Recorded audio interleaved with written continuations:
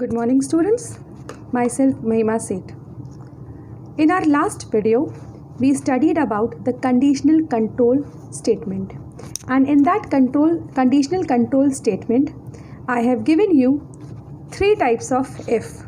One is simple if, second is if-else statement, and third is if-else-if ladder.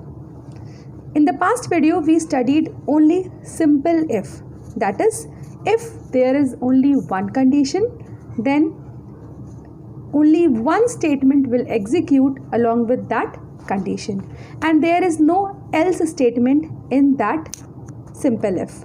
Today we will study if-else statement. If-else statement means that there would be two statements. One is with the condition and another is without the condition. The syntax is if expression. Expression means condition. If condition, then statement 1. Else. Else का मतलब होता है otherwise. Otherwise statement 2. तो इस syntax का मतलब ये है कि अगर हमारी given condition true होती है, अगर हमारी given condition justify होती है, तो हमारा statement 1 execute होगा और उसका रिजल्ट डिस्प्ले होगा.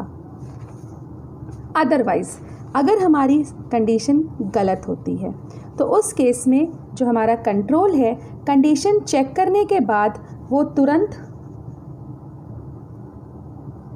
स्टेटमेंट 2 के पास आ जाएगा और वो जंप कर जाएगा. सो अगर हमारी कंडीशन गलत होती है then statement 2 will execute.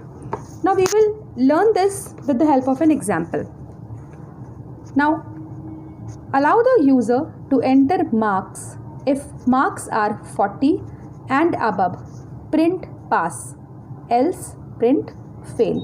So this is a very simple question. Here we have to enter marks.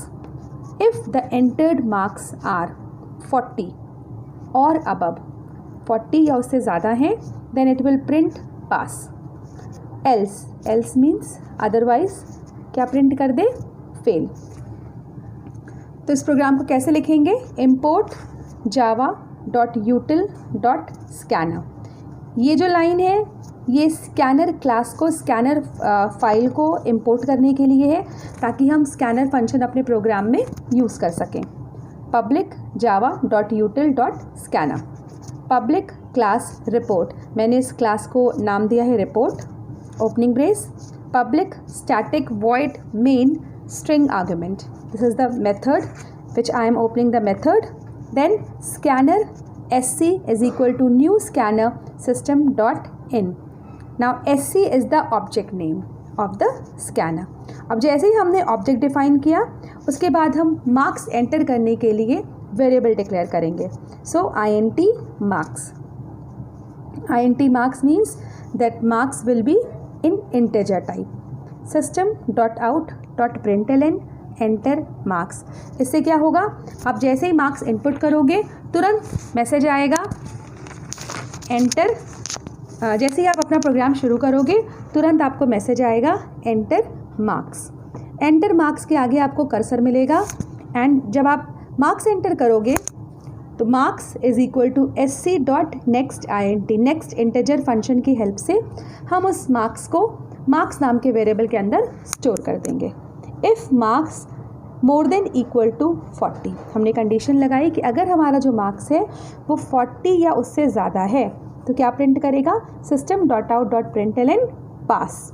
Else. Now here comes else. Else means अगर ये कंडीशन ट्रू नहीं होती है तो क्या प्रिंट करेगा?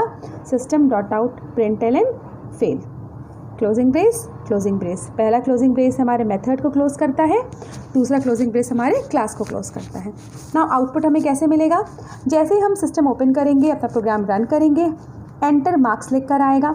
सपोज हमने मार्क्स के आगे दिया 90. अब 90 क्योंकि 40 के अबव है तो आएगा पास. ठीक है.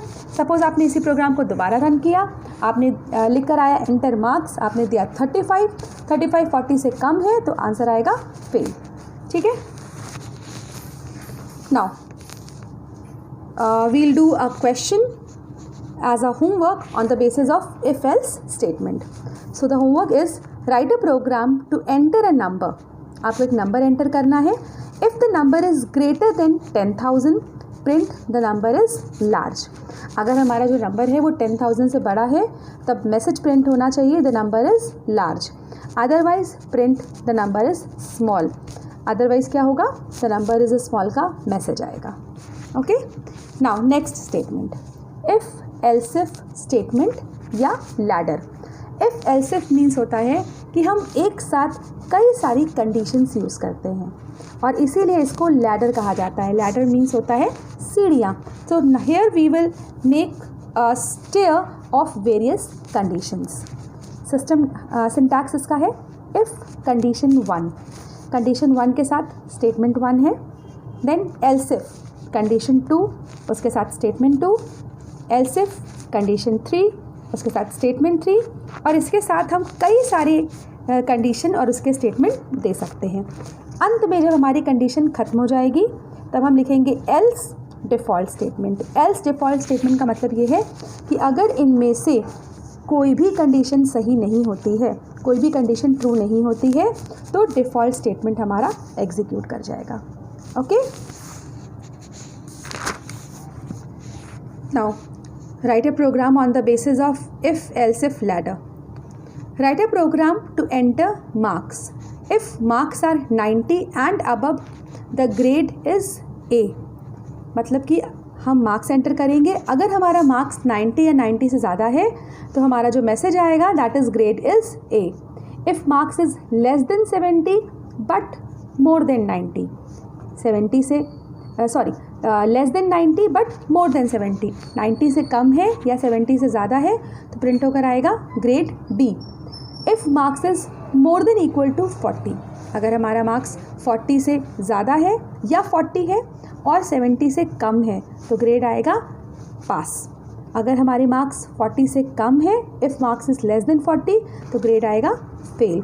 अब यहाँ पे मल्टीपल कंडीशंस दे रखी हैं और उसके साथ हमें मल्टीपल स्टेटमेंट लगाना है. सो these 2 questions are your homework. You have to do these questions along with the statement which I have explained in this video. And if you will not be able to solve this question, in my next video I will give you the solution of this program. Thank you.